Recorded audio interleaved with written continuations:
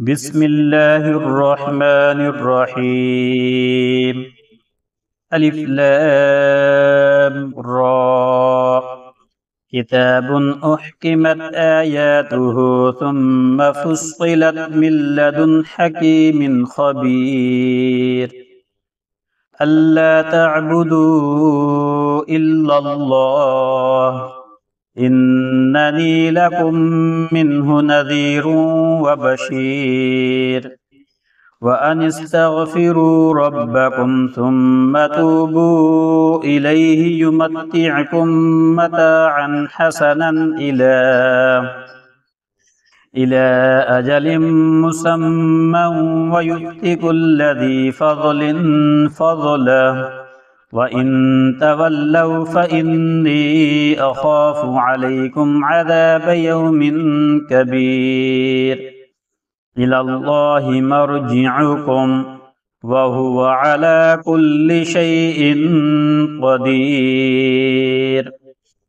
ألا إنهم يثنون صدورهم ليستخفوا منه ألا حين يستغشون ثيابهم يعلم ما يسرون وما يعلنون إنه عليم بذات الصدور. وما من دابة في الأرض إلا على الله رزقها ويعلم مستقرها ومستودعها كل في كتاب مبين. وهو الذي خلق السماوات والأرض في 6 أيام وكان عرشه على الماء ليبلوكم أيكم أحسن عملا. ولئن قلت إنكم مبعوثون من بعد الموت ليقولن الذين كفروا إن هذا إلا سحر مبين. ولئن أخرنا عنهم العذاب إلى أمة معدودة ليقولن ما يحبسه ألا يوم يأتيهم ليس مصروفا عنهم وحاق بهم ما كانوا به يستهزئون. ولئن أذقنا الإنسان منا رحمة ثم نزعناها منه إنه ليئوس كفور. ولئن أذقناه نعماء بعد ضراء مسته ليقولن ذهب السيئات عني إنه لفرح فخور. إلا الذين صبروا وعملوا الصالحات أولئك لهم مغفرة وأجر كبير. فلعلك تارك بعض ما يوحى إليك وضائق به صدرك أن يقولوا لولا أنزل عليه كنز أو جاء معه ملك إنما أنت نذير والله على كل شيء وكيل. أم يقولون افتراه قل فأتوا ب10 سور مثله مفتريات وادعوا من استطعتم من دون الله إن كنتم صادقين. فإن لم يستجيبوا لكم فاعلموا أنما أنزل بعلم الله وأن لا إله إلا هو فهل أنتم مسلمون. من كان يريد الحياة الدنيا وزينتها نوف إليهم أعمالهم فيها وهم فيها لا يبخسون. أولئك الذين ليس لهم في الآخرة إلا النار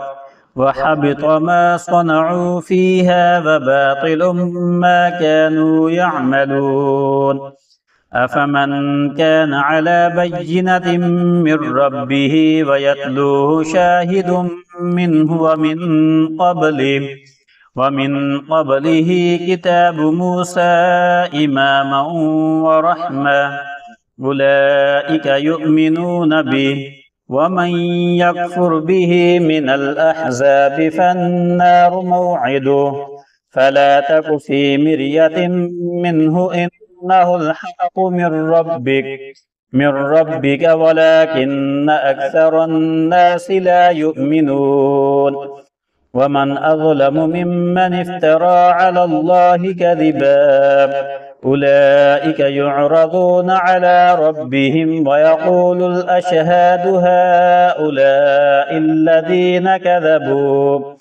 كذبوا على ربهم ألا لعنة الله على الظالمين الذين يصدون عن سبيل الله ويبغونها عوجا وهم بالآخرة هم كافرون أولئك لم يكونوا معجزين في الأرض وما كان لهم من دون الله من أولياء يضاعف لهم العذاب ما كانوا يستطيعون السمع وما كانوا يبصرون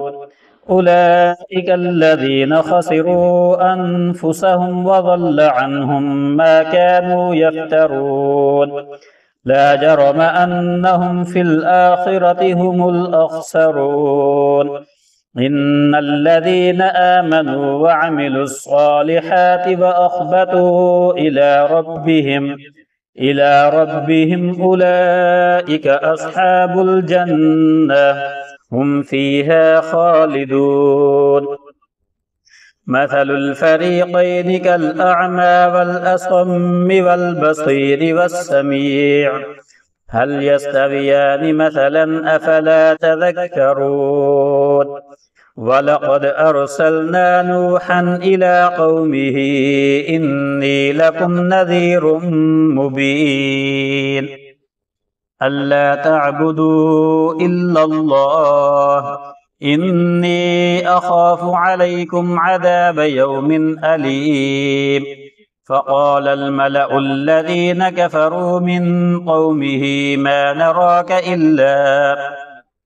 إلا بشرا مثلنا وما نراك اتبعك إلا الذين هم أراذلنا بادي الرأي وما نرى لكم علينا من فضل بل نظنكم كاذبين قال يا قوم أرأيتم إن كنت على بينة من ربي وآتاني رحمة من عنده فعميت عليكم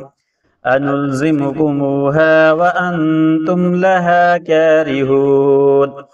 ويا قوم لا أسألكم عليه مالا إن أجري إلا على الله وما أنا بطارد الذين آمنوا إنهم ملاقو ربهم ولكني أراكم قوما تجهلون ويا قوم من ينصرني من الله إن طردتهم أفلا تذكرون ولا أقول لكم عندي خزائن الله ولا أعلم الغيب ولا أقول إني ملك ولا أقول للذين تزدري أعينكم لن يؤتيهم الله خيرا الله أعلم بما في أنفسهم إني إذا لمن الظالمين قالوا يا نوح قد جادلتنا فأكثرت جدالنا فأتنا بما تعدنا إن كنت من الصادقين قال إنما يأتيكم به الله إن شاء وما أنتم بمعجزين ولا ينفعكم نصحي إن أردت أن أنصح لكم إن كان الله يريد أن يغويكم هو ربكم وإليه ترجعون أم يقولون افتراه قل إن افتريته فعلي إجرامي وأنا بريء مما تجرمون وأوحي إلى نوح أنه لن يؤمن من قومك إلا من قد آمن فلا تبتئس بما كانوا يفعلون واصنع الفلك بأعيننا ووحينا ولا تخاطبني في الذين ظلموا إنهم مغرقون ويصنع الفلك وكلما مر عليه ملأ من قومه سخروا منه قال إن تسخروا منا فإنا نسخر منكم كما تسخرون فسوف تعلمون من يأتيه عذاب يخزيه ويحل عليه عذاب مقيم حتى إذا جاء أمرنا وفارت النور قل نحمل فيها من كل زوجين اثنين وأهلك إلا من سبق عليه القول وما آمن معه إلا قليل وقال اركبوا فيها بسم الله مجريها ومرساها إن ربي لغفور رحيم وهي تجري بهم في موج كالجبال ونادى نوح ابنه وكان في معزل يا بني اركب معنا ولا تكن مع الكافرين قال سآوي إلى جبل يعصمني من الماء قال لا عاصم اليوم من أمر الله إلا من رحم وحال بينهما الموج فكان من المغرقين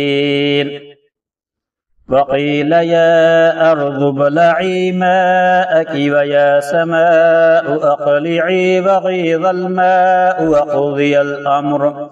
وقضي الأمر واستوت على الجودج وقيل بعدا للقوم الظالمين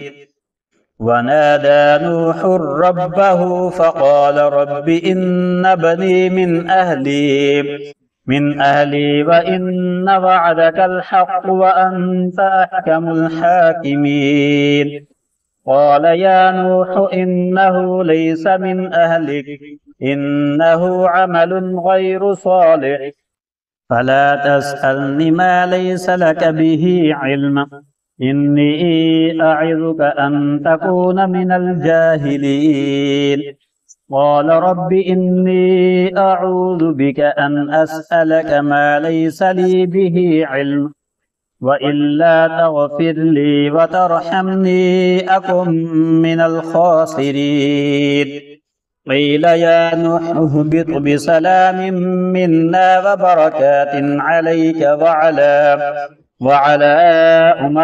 ممن معك وأمم سنمتعهم ثم يمسهم منا عذاب أليم تلك من أنباء الغيب نوحيها إليك ما كنت تعلمها أنت ولا قومك من قبل هذا فاصبر إن العاقبة للمتقين وإلى عاد أخاهم هودا قال يا قوم اعبدوا الله ما لكم من إله غيره إن أنتم إلا مفترون يا قوم لا أسألكم عليه أجرا إن أجري إلا على الذي فطرني أفلا تعقلون ويا قوم استغفروا ربكم ثم توبوا إليه يرسل السماء عليكم مدرارا ويزدكم قوة إلى قوتكم ولا تتولوا مجرمين قالوا يا هود ما جئتنا ببينة وما نحن بتاركي آلهتنا عن قولك وما نحن لك بمؤمنين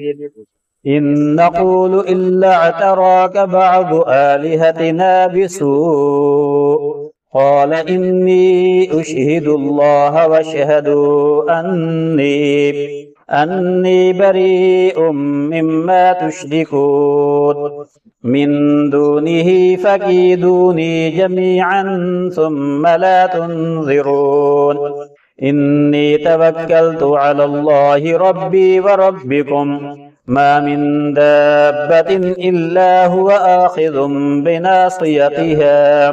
إن ربي على صراط مستقيم فإن تولوا فقد أبلغتكم ما أرسلت به إليكم ويستخلف ربي قوما غيركم ولا تضرونه شيئا إن ربي على كل شيء حفيظ ولما جاء أمرنا نجينا هودا والذين آمنوا معه برحمة منا ونجيناهم من عذاب غليظ وتلك عاد جحدوا بآيات ربهم وعصوا رسله واتبعوا أمر كل جبار عنيد فأتبعوا في هذه الدنيا لعنة ويوم القيامة ألا إن عادا كفروا ربهم ألا بعدا لعاد قوم هود وإلى ثمود أخاهم صالحا قال يا قوم اعبدوا الله ما لكم من إله غيره هو أنشأكم من الأرض واستعمركم فيها فاستغفروه ثم توبوا إليه إن ربي قريب مجيب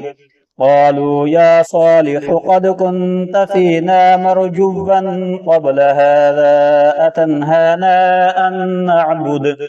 أن نعبد ما يعبد آباؤنا وإننا لفي شك مما تدعونا إليه مريب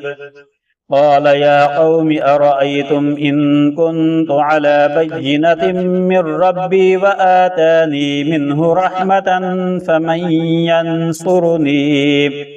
فمن ينصرني من الله إن عصيته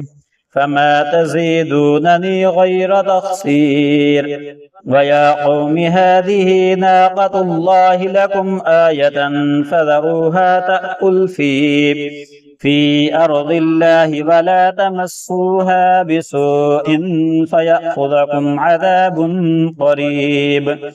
فعقروها فقال تمتعوا في داركم 3 أيام ذلك وعد غير مكذوب فلما جاء أمرنا نجينا صالحا والذين آمنوا معه برحمة منا ومن خزي يومئذ إن ربك هو القوي العزيز وأخذ الذين ظلموا الصيحة فأصبحوا في ديارهم جاثمين كأن لم يغنوا فيها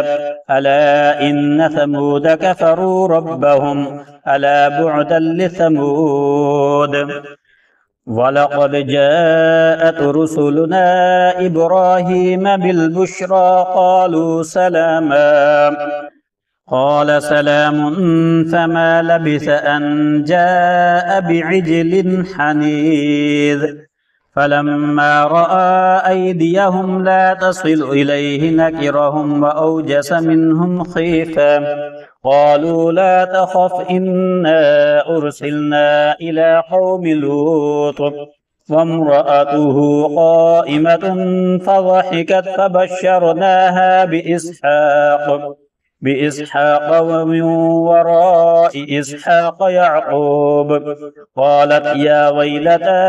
أألد وأنا عجوز وهذا بعلي شيخا إن هذا لشيء عجيب قالوا أتعجبين من أمر الله رحمة الله وبركاته عليكم أهل البيت إنه حميد مجيد فلما ذهب عن إبراهيم الروع وجاءته البشرى يجادلنا في قوم لوط إن إبراهيم لحليم أواه منيب يا إبراهيم أعرض عن هذا إنه قد جاء أمر ربك وإنهم آتيهم عذاب غير مردود ولما جاءت رسلنا لوطا سيء بهم وضاق بهم ذرعا وقال هذا يوم عصيب وجاءه قومه يهرعون إليه ومن قبل كانوا يعملون السيئات قال يا قوم هؤلاء بناتي هن أطهر لكم فاتقوا الله ولا تخزون في ضيفي أليس منكم رجل رشيد قالوا لقد علمت ما لنا في بناتك من حق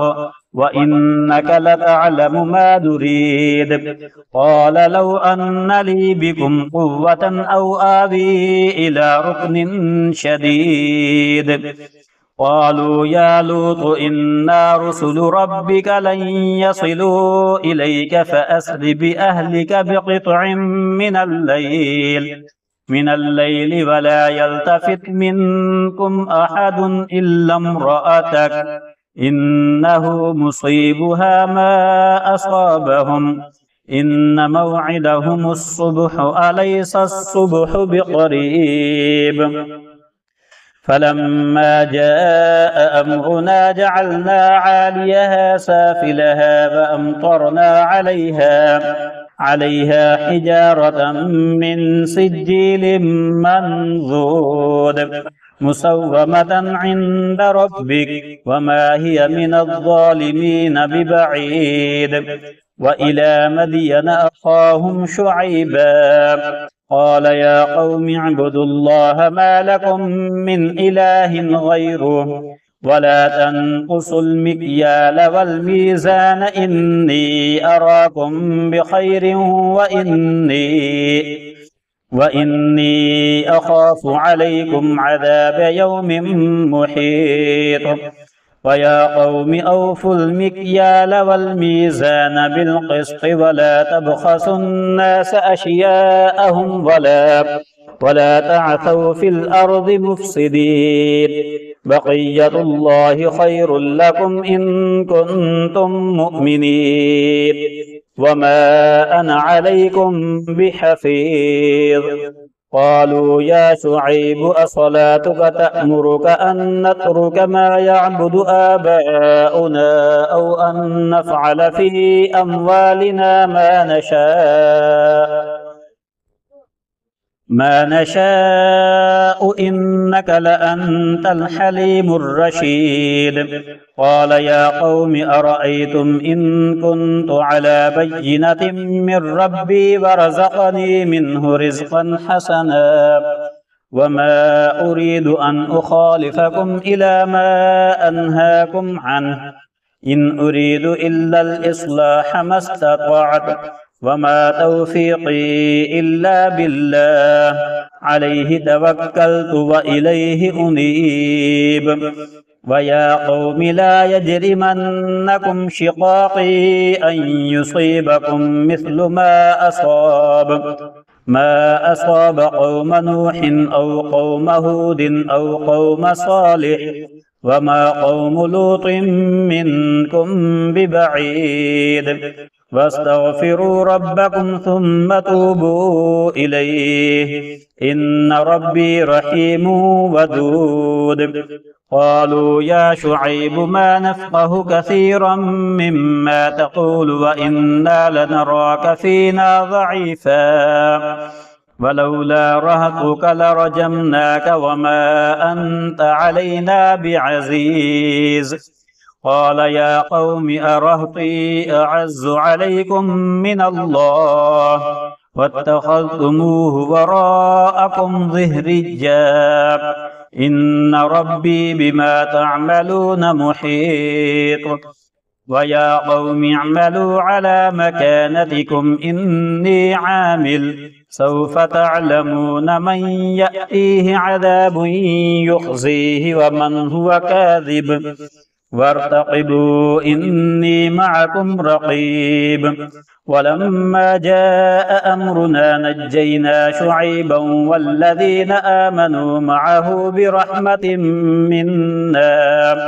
وأخذت الذين ظلموا الصيحة فأصبحوا في ديارهم جاثمين كأن لم يغنوا فيها ألا بعدا لمدين كما بعدت ثمود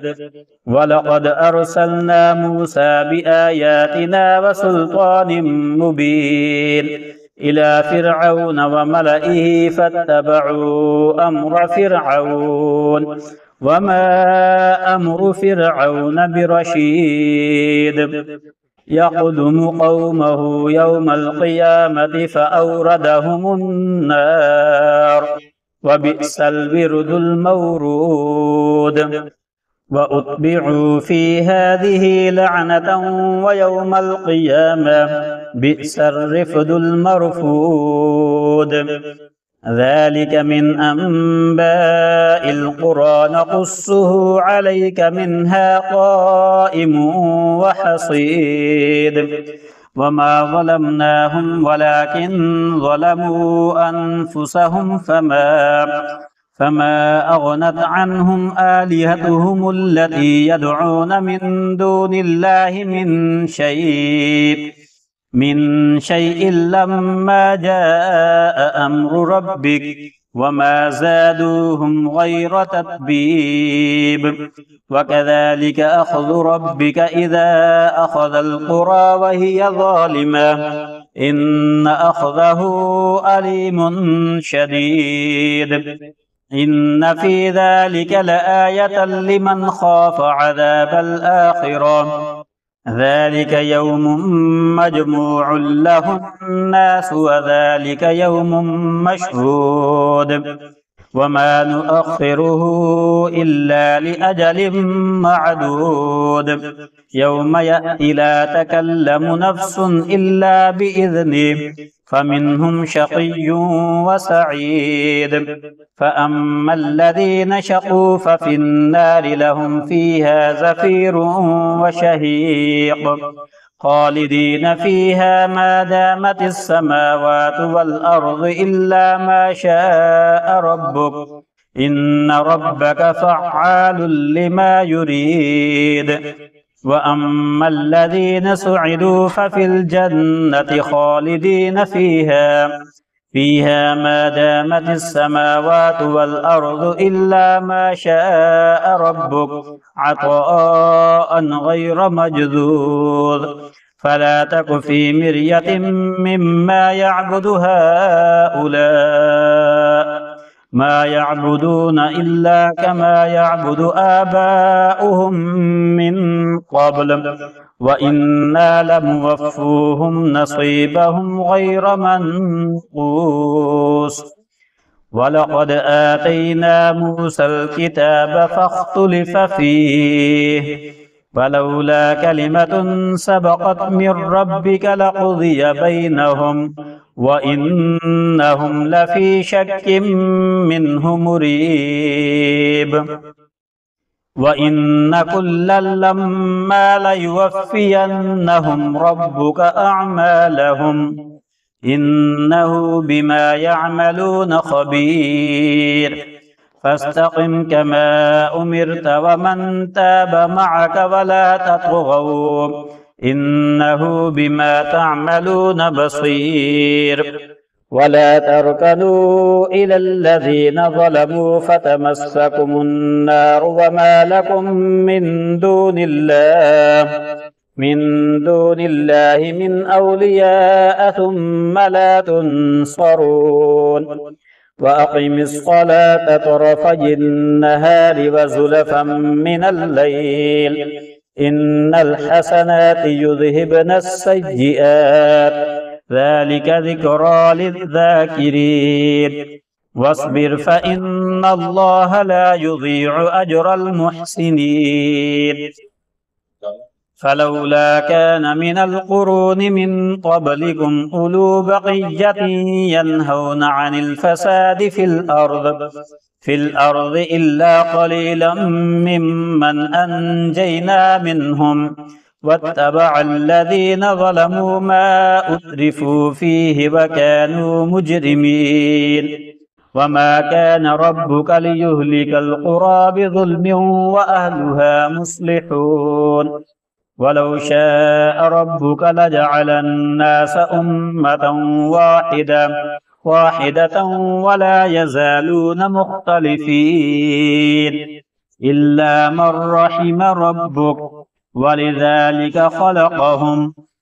وتمت كلمة ربك لأملأن جهنم من الجنة والناس أجمعين وكلا نقص عليك من أنباء الرسل ما نثبت به فؤادك وجاءك في هذه الحق وموعظة وذكرى للمؤمنين وقل للذين لا يؤمنون اعملوا على مكانتكم إنا عاملون وانتظروا إنا منتظرون ولله غيب السماوات والأرض وإليه يرجع الأمر كله فاعبده وتوكل عليه وما ربك بغافل عما تعملون